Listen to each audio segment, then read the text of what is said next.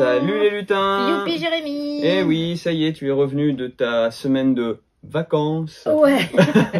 Ah non, à Paris. Une vraie grosse semaine de travail dont je ne vous raconterai rien du tout. Ouais, puisque... ce qui se passe au club reste au club. Ouais. Voilà. Parce que c'était une semaine avec mes camarades du groupement des boutiques ludiques. On a travaillé toute la semaine à voir toutes les nouveautés qui vont sortir jusqu'à Cannes de l'année prochaine, donc février prochain, pour un petit peu choisir ce que nous allons mettre dans notre prochaine sélection. Donc ça a été un travail ultra intense pendant une semaine. C'est le lundi, on est allé chez Asmodée, et puis tous les autres jours, on était donc au centre ludique de Boulogne-Billancourt, où on a vu BlackRock, Gigamic, Yellow, Ludistri, enfin tous nos distributeurs qui sont venus nous montrer les jeux de la fin d'année. Donc c'est debout à 6h30 du matin, et puis on se couche après minuit, et toute la journée on pense jeu, on vit jeu, on mange avec des jeux. C'est un sacré travail, et ça fait du bien. C'est intense comme travail, parce que choisir tel jeu plutôt que tel autre, c'est jamais facile. C'est toujours délicat aussi vis-à-vis des partenaires en face. Donc il y a des décisions à prendre, puis on n'est pas toujours d'accord. Bah oui. Ça va, parce que nous deux, on est toujours plutôt à peu près ok sur les jeux, je trouve. On est pas... Oui, à part 2 ou 3 ouais, où on a des avis qui sont assez consensuels sur ce qu'on prend en boutique. Et puis après, de toute façon, comme je dis aux gens, le monde du jeu est assez vaste pour que tout le monde y trouve son compte. Ouais, mais dans une sélection, il y a 200 places, et voilà, ça veut dire qu'il n'y en a pas pour tout le monde. Donc... Bon, en attendant, on va parler des nouveautés qui sont sortis de la semaine dernière et de cette semaine, puisque voilà. Alors comme d'habitude, on commence par les petits. Donc on va chez Kiwizu, donc voilà. Ce nouvel éditeur qu'on a depuis ce début d'année, qui nous a fait des jeux plutôt chouettes. Plutôt chouettes pour les petits, voilà. C'est d'ailleurs les éditeurs qui sont à l'autorat cette fois-ci, donc David et Nathalie. Et à l'illustration, on va avoir Amandine Gardy. Alors, on va prendre ranger notre chambre. Dans la chambre. Voilà. Oh. Donc, hop, donc la roulette, hop. Youhou. Voilà, donc on a, hop, dans le bon sens, un petit jeu de mémo revisité. Voilà, on va avoir les petites plaquettes qu'on va mettre sur la table face cachée. Voilà, comme ça.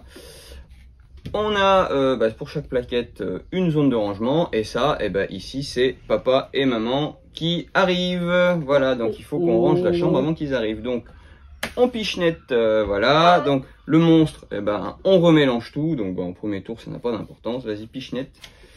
Voilà. Donc là, il faut qu'on trouve quelque chose qu'on range soit dans la penderie à déguisement, soit dans le coffre à piluche. Donc on en retourne un. Si ça correspond, on va poser sur l'objet. Si ça ne correspond pas, on retourne et on essaye de se souvenir. Et voilà. Ah, papa et maman avancent d'une case. Polom, as-tu bien rangé ta chambre? Donc voilà, simple et efficace. Et tu me disais que Aline, la femme rigolo, de Martin, l'a vu jouer avec des enfants, et les enfants imitent papa et maman. Ouais. Elle disait que c'était super rigolo d'entendre les enfants se moquer de leurs parents qui disent « T'as rangé ta chambre !» Attention, tu vas être privé de dessert. Voilà. Simple et efficace. T'avais ça quand t'étais petit, toi? Je sais pas, je me souviens pas. Faudra demander à mes parents. Ouais, je sais pas ce que mes parents me disaient quand je rangeais pas ma chambre. Donc c'est du coopératif, bien sûr. Et voilà. Donc Rumi Memo. Voilà. Qu'on a... ça reste un mémo, mais c'est toujours rigolo quand il y a une histoire autour. C'est ça que je trouve chouette. Plutôt que juste un mémo où on retourne des objets lambda ou des animaux lambda ou des légumes lambda, et qu'on dit « Ah c'est bon, j'ai une paire. Allez, notre chouchou de la semaine. Ouais. Carrément. Alors, Raptor Race, c'est de Inoncon. L'auteur et l'illustrateur, c'est Yanis Shimovi, qui ont fait des petits jeux par-ci par-là. C'est pas leur premier. Et l'éditeur, on est chez Flexic. Oui. Qui est... je vais rien dire parce que je ne sais plus. Voilà, c'est faire des AP le jeudi soir, Magic, et on se couche tard et on sait plus ce qu'on veut dire. C'est d'après ce que j'ai vu sur le dos de boîte, c'est une gamme de jeux un peu de logique qui travaille la logique, la réflexion. Je cherchais si c'était belge ou ou suisse ou hollandais ou Ok. je sais Ah, plus. non, c'est dans le livre où il y a. Ouais. Voilà. Bref, bon, ça Dans n'a les, que peu voilà, d'importance. dans les gammes qu'ils ont, c'est vraiment, on se rapproche un peu de Smart Game, C'est des ça. choses comme ça. Oui. Alors là, qu'est-ce que c'est? Ben, c'est le super tiercé du Jurassique. Voilà, on va chacun avoir une petite carte. Derrière cette carte, du coup, on a un ordre d'arrivée un ordre d'arrivée optimal. Et qu'est-ce qui va se passer ensuite? Donc, comme vous avez vu, le plateau est recto verso. On a un plateau simple et un plateau un petit peu plus complexe où il va falloir faire des changements de direction. Donc, pour les plus petits, commencez par le tableau 5 parce que même en termes de combinaison, c'est très plaisant. Alors, le plateau simple, on n'a pas le petit dé de changement de direction. Je vais lancer les 4 dés, voilà. Oh oh. Donc la patte de T-Rex permet de faire reculer un dinosaure, ce qui là n'a pas d'intérêt. Donc je peux relancer tous les dés, sauf un que je dois garder. Et ben on va garder l'orange parce que l'orange je vais le faire avancer. Et donc je vais me déplacer, hop, je vais garder ces deux là, et voilà. Et donc qu'est-ce qui va se passer? Bah, du coup je vais avancer le orange de 2, le violet de 1 et le bleu de 1. Et voilà, donc on va faire ça petit à petit. Quand on arrive sur les petites papates, on va faire des mouvements bonus. Donc on va se mettre un petit peu plus loin dans la partie pour voir du coup ce qu'on peut faire. Voilà. Hop, on va garder un reculé. Ouais. Ça c'est bien aussi. Bah oui, je vais faire du méga combo. Alors, qu'est-ce que je vais faire? Regarde, je vais faire reculer le vert qui me donne un mouvement gratuit. Hop, qui me donne un mouvement gratuit sur le orange. Le orange va venir là. Ensuite, je vais faire avancer le vert. Je vais refaire reculer le vert qui va refaire avancer l'orange. Et l'orange va avancer d'une case. Voilà. Voilà, combo de ma boule. Vous avez vu toutes les possibilités du jeu. C'est vraiment hyper chouette en réflexion de programmation de qu'est-ce que je peux faire avancer, reculer. Et donc bah voilà, avec de l'autre côté, il y a en plus du changement de direction en diagonale avec des déplacements en diagonale que l'on peut faire. Donc voilà, c'est super chouette. Dès qu'un dinosaure passe à la ligne d'arrivée, du coup, ça arrête la course. On regarde comment nos dinosaures sont placés. On va gagner des points selon qu'on a le tiercé gagnant dans l'ordre, dans le désordre, que les dinosaures sont bien placés. Et celui qui a le plus de points gagne. Mais même quand on perd, on s'est amusé parce qu'on a déplacé, on a l'impression d'avoir fait des trucs de fou. Et c'est très chouette. Allez, je vais jouer Madame Ronchon. Je vais mettre le bémol. Les daltoniens, a priori, Oui. c'est carrément pas jouable. Et en plus, on s'est planté au début de la partie sur les couleurs, le Oui. orange et le jaune. Qui même en n'étant pas daltoniens ouais. sont assez proches. Ouais, donc ça c'est le petit bémol de travail éditorial sur lequel on a coincé, mais sinon Le orange clair et jaune Ouais. et le orange foncé. ouais, mais sinon, et voilà, c'est dommage de pas réfléchir à ça. Surtout qu'avec le panel de couleurs, ils auraient mis Ouais. orange et on aurait pu On va trouver mettre un petit symbole pour... ouais, toujours ou moyen de des penser petits quand symboles même aussi. je trouve à l'heure actuelle aux personnes ayant des déficits et des petits handicaps comme ça. Il y a moyen de travailler les jeux, donc ça c'est le... Pas content. Ouh. Voilà. Alors... Bellevue, verso, Bellevue, les deux mon capitaine, donc deux nouveautés ouais, dans la gamme des boîtes à fourreaux. dont on reparlera un petit peu plus tard. Oh, quel teasing. Ouais. Waouh, restez jusqu'à la fin de la vidéo, on vous annonce un truc de dingue. Ou pas. Allez hop, je commence par Bellevue. Alors Bellevue, à l'autorat c'est Zach Oextra et à l'illustration Jason Gumber. Voilà, donc Je le fais à l'américaine, ouais, mais en petit jeu de draft et de collection. Voilà, on va avoir à chaque, on pioche 3 cartes en début de partie, donc vous allez avoir des cartes de bas, on a des cartes, elles sont où mes cartes de toit? Voilà, des cartes de toit et on a des cartes de entre les deux. D'étage. Voilà, d'étage. Donc vous avez des petites choses, les tulipes rapportent des points, il y a des petits chats, il y a des drapeaux, il y a des oiseaux, etc. Donc en début de partie, on pioche une carte de chaque, donc une de base, déjà on a une de base devant nous, on pioche une de base, un toit, un mur. À mon tour, je choisis dans quel tas je pioche et je construis. Donc bah voilà, je vais commencer par construire ça. Donc là, si j'arrive à valider une hauteur de 4 ou plus étages, je gagnerai 4 tulipes. Mais il ne faut pas qu'il y ait 2 mouettes. Voilà. Donc on va faire ça. Je choisis une carte et ensuite je passe à voisin. Donc le jeu c'est du simultané, on fait tous ensemble, on repioche, et voilà. Et dès qu'une personne pose son 4e toit, puisque le toit aussi a des conditions, ça déclenche la fin de partie, on compte les points, celui qui a le plus de points gagne. Voilà, c'est simple et efficace. C'est hyper plaisant, c'est joli, on fait un joli... On est en Hollande, c'est pour ça qu'il y a voilà. des tulipes. C'est ultra plaisant à jouer. Voilà. La petite construction. Plutôt assez accessible, je pense, tout public. Oui, c'est du draft assez léger. Assez léger. Oui. Et dans la même veine, plutôt très accessible aussi.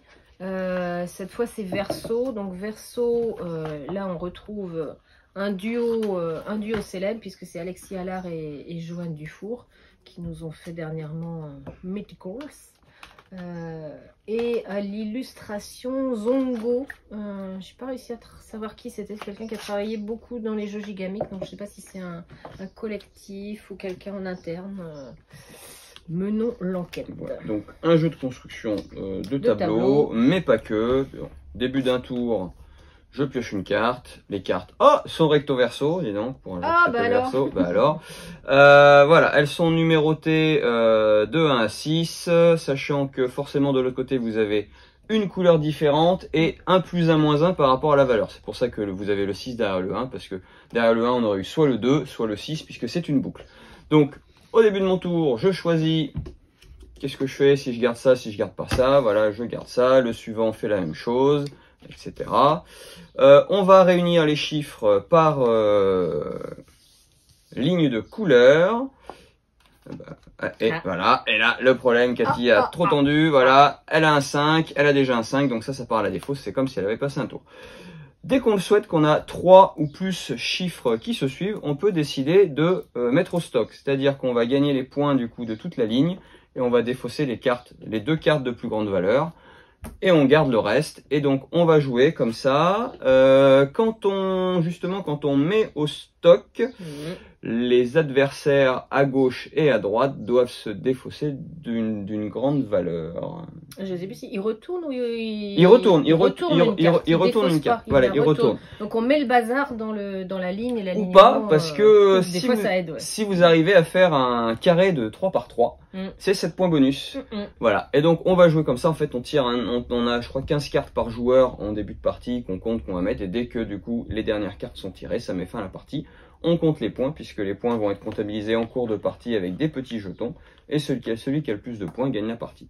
Voilà. L'intérêt, c'est, on est sur un jeu de construction de tableau, mais c'est qu'il y a une vraie, du coup, interaction avec les autres joueurs. Et puis il y a le petit frisson de se dire, ah, du coup, derrière, c'est un 3. Je prends. Un 3 ou un 5, mais d'une autre couleur. Et, ben non, voilà, je me refais piéger, etc. Toujours le plaisir du flip, je flippe pas, et puis, et l'interaction avec les autres. Voilà, et puis il y a le plaisir de la collection. Le plaisir de la collection, de se dire, faut que je fasse une grande collection, parce que je ne défausserai que 2, mais ça veut dire que je garde tout le reste, et ce qui me permet de pouvoir refaire des points assez rapidement. Voilà. Donc pareil, plutôt efficace. Ça sent le petit jeu d'été qui marche bien. Oui. Alors, ça, waouh, ça c'est la belle sortie de la semaine dernière, puisque c'est donc Gatsby, le magnifique, qui n'est pas magnifique ici, il est juste Gatsby.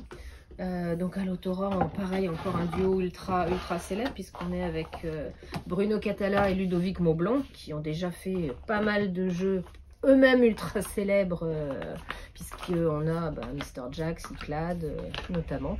Et à l'illustration, Christine Alcouf, pareil, qui déjà illustré de nombreux jeux.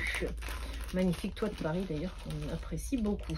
Petit jeu de tension, hein. Alors jeu que à deux. Hein, ça c'est aussi le truc.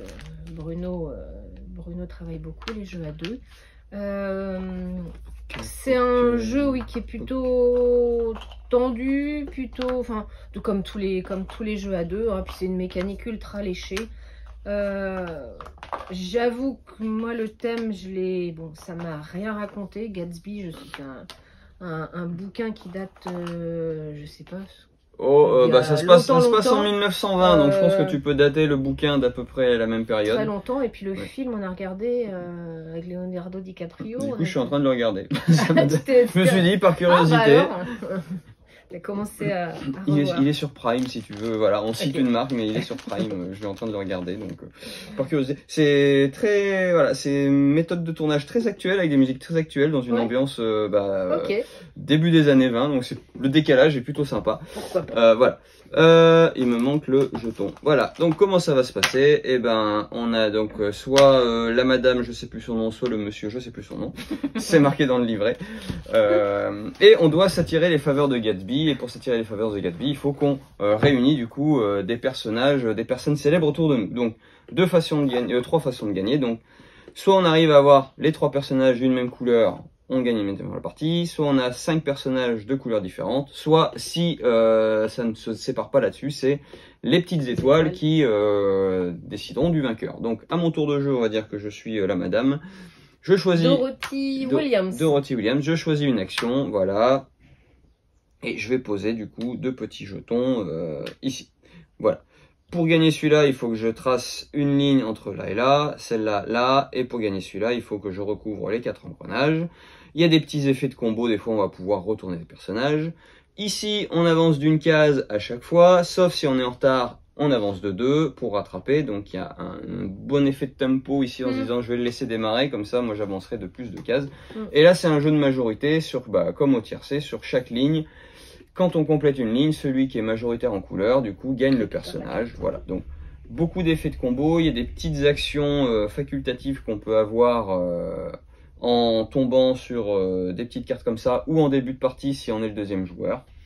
Et donc, grosse tension de jeu, parce qu'on essaye de se piéger. Voilà. Il y a forcément un truc à faire, et il n'y a pas de frustration, je trouve, dans le jeu. On peut un peu embêter l'autre sans, Ouais, sans forcément... Quand il arrive, il y voilà. a tellement de possibilités finalement que... Mais on peut voir en effet tactiquement aller... On peut vraiment le jouer à différents niveaux, je pense, ce jeu. Et c'était dans le plaisant. jeu 2, hein. Ouais. Ça s'est joué Ouais. à une prise, Oui, et mais c'est ça qu'on aime aussi dans les jeux à 2, c'est qu'il y a de la tension. Ouais. Si on voit tout de suite qui va gagner au bout de 3 tours, c'est pas drôle. Et j'aimais aussi le fait qu'il va vite. Oui, ah oui, c'est Il est en un quart d'heure, 20 minutes. Ouais, ultra rapide à jouer. Il est pas complexe à expliquer. En plus, L'iconographie ouais. Non, non, est très simple. Donc, mais d'ailleurs, j'ai pas cité l'éditeur, mais c'est Ketchup. Ketchup, en général, on n'est pas déçu de leur travail. Et tu oublies le monsieur qui, lui, c'est James Miller. Voilà, on aura cité les personnages. Oh, j'ai cassé. Ah bah oui, tiens, ça se déclipse. Ah, mais non, c'est moi qui l'ai pas enlevé. C'était un mot formé, c'est pour pouvoir mettre les choses, qu'elles restent bien dedans. Bon, et ben, hop, on a découvert un truc. On a découvert un truc de dingue. Ok. Alors, on va avoir notre dernière nouveauté, qui est donc une fausse nouveauté, comme on aime à les appeler, puisque c'est une réédition d'un jeu sorti en 2017 qui s'appelait Rainbow Nation. À l'autorat, on a Yogi Shinichi. Et aux illustrations, Toru Kaneyama, Yogi Shinichi et Yamamoto Masaki. Un jeu de conquête de territoire. Conquête de territoire, tout à fait. Ouais, ultra rapide hyper aussi. rapide, exactement. C'est vraiment chouette de le rééditer celui-là, parce que c'est vrai que des jeux de conquête de territoire, ça se fait moins, ouais. on en a pas beaucoup, et rien d'extraordinaire dans la mécanique, mais tout est facile, qui amène facile tactique, et pas tant que ça. Oui, c'est facile à comprendre. Des règles, en anticipation, il est vraiment chouette voilà, aussi. Ouais, mais... Alors, allez mince, j'ai perdu mon dé. Nous avons perdu Jérémy. Attention. Voilà, donc on choisit notre couleur. Qu'est-ce que t'as pris comme couleur? J'ai jaune. Ok, je te Voilà. sors des meeples jaunes. On a chacun notre couleur, ça se joue de 2 à 4. Et on est pendant la période de la conquête des 12 châteaux. Donc, qu'est-ce que je vais faire en début de partie? On a des petites cartes sur le côté. Ploc, voilà. Ah oui. On a 3 cartes puisqu'on est à 2 joueurs. Donc, au début de mon tour, j'ai le choix de lancer les dés pour déployer des troupes, ou de choisir une carte, sachant que si je choisis une carte, il faut absolument que je fasse l'effet. Donc, premier tour, on ne fait pas d'effet. Qu'est-ce que je fais? Je vais lancer les dés, et donc les dés, j'ai différentes façons de les faire. Il faut que je fasse un ensemble de 2 dés, un ensemble de 1. Et ben là, je vais faire ça. Du coup, je vais déployer dans la province numéro 7 ici, du coup, 3 meeples, puisque 5 et 6, ça fait 3 meeples. Voilà. Donc, tac, je vais faire ça. Après, Cathy va faire la même chose avec les rouges. Avec les rouges. Allez, on va dire que j'en mets 2 ici, que Voilà. j'en mets, allez, hop, ça là, et puis on va faire un petit décompte pour expliquer un truc à suivre. Où est le 3? Le 3 est là. Je t'en mets 2 là, j'en mets un là, et avec ça déjà on, Voilà. on peut faire un Donc calcul. on va faire ça jusqu'à ce qu'on déploie toutes les troupes. Une fois que toutes les troupes sont déployées, le premier qui a tout déployé gagne un petit jeton sabre qui sera du coup permettra de démarquer les égalités. Et ensuite, en commençant par les provinces de plus faible valeur jusqu'au 12, nous allons voir qui est majoritaire. Donc là, dans le 2, je suis tout seul, je suis majoritaire, donc je gagne le 2. Et comme j'étais majoritaire, je vais pouvoir du coup mettre un personnage, déployer un personnage dans chaque province attenante. Donc je pourrais en mettre un ici, et un dans le 11 que je n'ai pas, mais voilà. Donc après on va passer au 3. Le 3 c'est Cathy qui est majoritaire, donc elle va pouvoir venir ici, elle gagne celui-là. Au 4, au 5, au 6, etc. Jusqu'au 12, et après on va compter la valeur des châteaux que l'on a, celui qui a le plus de points gagne la partie. Donc c'est vraiment très intéressant. Puisqu'en déployant, on va se dire, c'est mieux de venir dans les provinces de faible valeur, Voilà, parce que ça va me permettre d'égrener après, sauf que les provinces de faible valeur me rapportent pas de points. Ou alors, j'en mets pas mal dans le 12 pour être sûr de l'avoir, j'égrainerai rien du tout, mais je suis sûr d'avoir 12 points. Et cette mécanique, mine de rien, est vraiment très chouette parce qu'en anticipation, en se disant, alors, si je vais là, il va faire ça, sauf que lui, il est à côté, il est déjà majoritaire, donc il va venir, donc il faut que j'en mette un de plus. Et là, elle rentre vraiment la phase de réflexion de... Et tu m'as mis une belle déculottée hier, parce que waouh! J'ai pas précisé que si le résultat du dé ne nous intéresse pas, je relance tout. Par contre, voilà, c'est le problème, c'est que je relance tout, donc je ne maîtrise pas forcément le lancer. Mais c'est très chouette, voilà. Il y a évidemment ce côté aléatoire puisqu'on a dû lancer de dés, mais en tout cas, faut faire avec les aléas de la guerre aussi. Ouais, tactiquement rapide, sympathique, ultra plaisant aussi. Je trouve que facile, facile à expliquer. On a un deuxième niveau de règles avec les daimyo. Du coup, on en rajoute les daimyo qui comptent pour 2 troupes et surtout qui ramènent un pouvoir qu'on va pouvoir utiliser une fois par partie aussi. Je l'ai pas précisé, à plus de 2, le deuxième majoritaire gagne un petit jeton gris de la valeur de la moitié du château. Et voilà. Donc archi validé. Archi validé, tout à fait. Une jolie illustration. La boîte est chouette. Elle brille. On a fini. On a fini. Presque. Tu voulais nous reparler des boîtes fourreaux, puisque à partir de demain et ce jusqu'à mi-juillet. Mi ou fin juillet, je sais plus, jusqu'au 31. Jusqu'au 31 juillet, jusqu'à fin juillet, vous avez opération boîte fourreau. Donc vous achetez une boîte, vous la payez 100%, vous achetez 2 boîtes, vous en achetez, la deuxième est à moins 25, vous achetez 3 boîtes, la deuxième est à moins 25, la troisième à moins 50. Voilà. Dans cette collection, vous connaissez le 6 qui prend, le Quick, le non merci, Papayou, le Verseau et le Bellevue. Voilà. Et puis les derniers, Kabanga, Décal et les Saint-Groix que vous demandez beaucoup. Beaucoup demandé. Donc voilà, chouette opération. À partir de demain. Voilà, un vendredi sans carte n'est pas un vendredi. Pas de Pokémon cette semaine. L'Orcana, Règne de Jafar est sorti, tout va bien. Et donc, la semaine dernière, il y avait l'avant-première Final Fantasy. Donc, c'est aujourd'hui la sortie officielle du dernier opus Magic Final Fantasy. Alors, la boîte est vide, mais on a des boosters. On vous fait pas de la promotion de trucs qu'on n'a plus. Il nous reste encore des boosters. Et des boîtes de démarrage.